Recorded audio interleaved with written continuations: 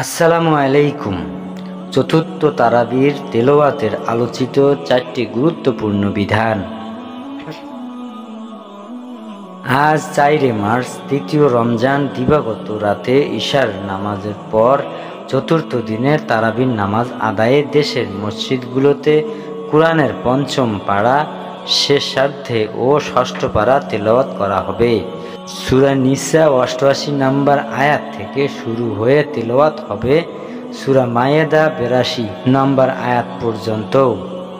পবিত্র কোরআনের এক অংশে দৈনন্দিন জীবনে সংশ্লিষ্ট গুরুত্বপূর্ণ যে বিধিবিধান আলোচিত হয়েছে তার এক, কেউ যখন সফরে বের হয় তখন নামাজের কসর করতে পারে, অর্থাৎ 4 রাকাত বিশিষ্ট ফরজ নামাজগুলো 2 রাকাত পড়তে পারে।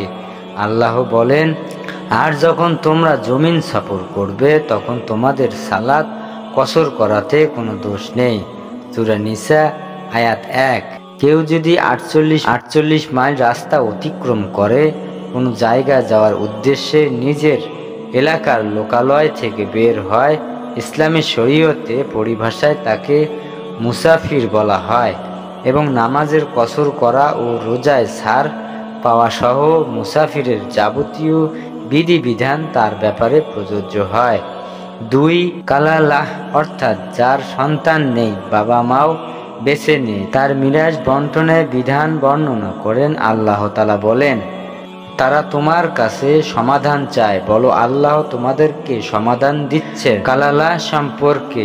কোনো ব্যক্তি যদি মারা যায় এমন অবস্থায় যে তার কোনো সন্তান নেই এবং তার এক বোন রয়েছে, তবে সে যা রেখে গিয়েছে বোনের জন্য তার অর্ধেক। আর সে নারী যদি সন্তানহীনা হয় তবে তার ভাইয়ের তার উত্তরাধিকারী হবে। কিন্তু যদি তারা বোনেরা 2 জন হয় তবে সে যা রেখে গিয়েছে তাদের জন্য তার 2/3। আর যদি তারা কয়েক ভাই বোন পুরুষ ও নারী হয় তবে পুরুষের জন্য 2 নারীর অংশের সমান হবে। আল্লাহ তোমাদেরকে ব্যাখ্যা দিচ্ছেন যাতে তোমরা পথভ্রষ্ট না হও এবং আল্লাহ প্রতিটি বিষয় সম্পর্কে জ্ঞাত। সূরা নিসা 176 নম্বর আয়াত। 3, নামাজের জন্য উজুর মাধ্যমে পবিত্রতা অর্জন করা জরুরি। উজুর ফরজ 4টি। 1, চেহারা ধৌত করা। 2, উভয় হাত কনুই সহ ধৌতি করা। 3, মাথার কমপক্ষে 1/4 মাসহ করা। 4, উভয় পা টাকনু সহ ধৌত করা। কারো উপর যদি গোসল ফরজ হয় তাহলে শুধু উজু করলে হবে না, বরং গোসল করে পবিত্র হতে হবে। উজু বা গোসল ফরজ অবস্থায় উজু ও গোসল করার জন্য পানি না পাওয়া গেলে বা পানি ব্যবহার করা সম্ভব না হলে তায়াম্মুমের মাধ্যমে পবিত্র হওয়া যায়। আল্লাহ তাআলা বলেন, হে মুমিনগণ, যখন তোমরা নামাজে দাঁড়াতে চাও তখন তোমাদের মুখ ও কনুই পর্যন্ত হাত ধৌত করো, মাথা মাসহ করো আর টাকনু পর্যন্ত পা ধৌত করো। আর যদি তোমরা অপবিত্র থাকো তবে ভালোভাবে পবিত্র হও।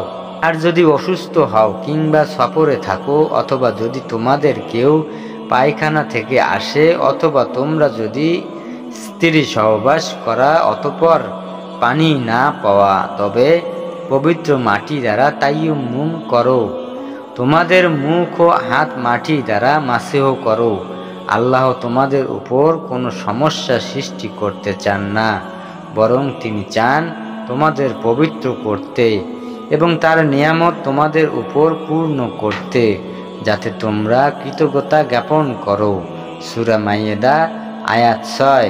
4, যথাযথ সাক্ষ্য প্রমাণের ভিত্তিতে কারো বিরুদ্ধে উল্লেখযোগ্য পরিমাণ সম্পদ চুরির অপরাধ প্রমাণিত হলে ইসলামী রাষ্ট্রের রাষ্ট্রীয় দণ্ড হলো ওই চোরের হাত কেটে দেওয়া।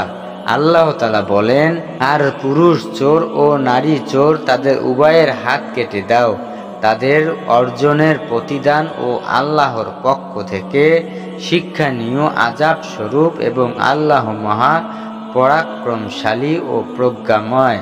সূরা মায়েদা আয়াত 38। জাযাকাল্লাহু খাইর।